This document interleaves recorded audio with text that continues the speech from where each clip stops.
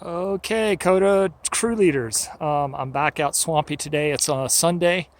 I'm on I would call it the south side of Swampy Loop. This got a lot of work last year.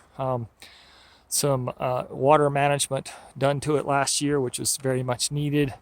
I don't believe Swampy has had a lot of tread work, a lot of drainage work in the past number of years. So good to see crews out working on that stuff.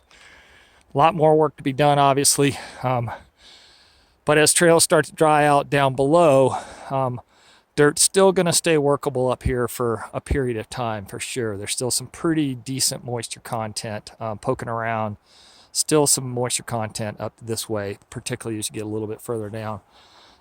So we see that this has good pine duff on it, fir, and some needles, some forest duff definitely is on here, and that's telling me that we don't have a ton of water movement. This material is very lightweight, and so it doesn't take a lot of water movement at all for it to pick that material up. The soil itself is a little bit heavier than forest duff, fir leaves, that kind of thing. So I'm seeing, a lot of forest duff, which is good. That means that, water management is pretty effective on this trail. If we had some rainstorms and the water management was not effective, then basically we would see a trail tread completely stripped clean of forest duff. So I want to turn around and examine one of the drainage features. Here we see that there's a little bit of forest duff right here, but then it starts disappearing right here. So water's picking up a little bit more volume and velocity, maybe because this is a little bit steeper grade. Maybe just because the trail tread watershed, is increasing. We're towards the bottom of it. And here we see a drain that's off to the right. Not a bad drain. It's off at a good angle for sure. It's not at a right-hand angle trying to slow water down too much. That's kind of what we want. Tread crest looks actually quite good. It's long for sure. The lead-off ditch is a little bit narrow. I would call this a shovel width or a tool width. It needs to be basically wider than that. I would say it needs to be the width of the handle of the tool that you're using.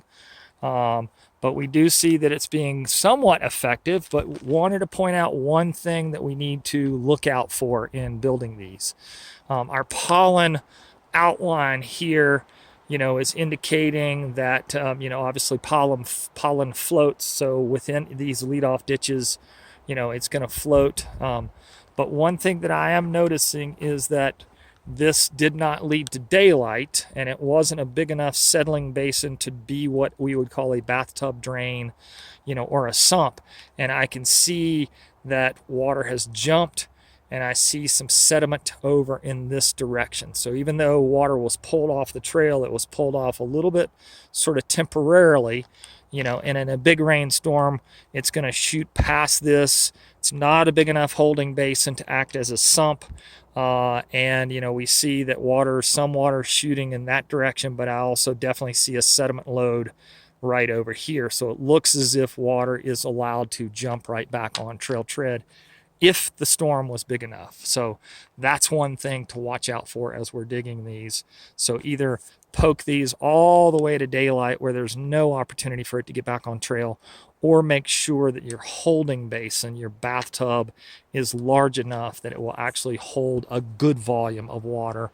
And then, of course, it's going to percolate back down through the soil, or evaporate into the air as the air starts to dry back out after a rainstorm. So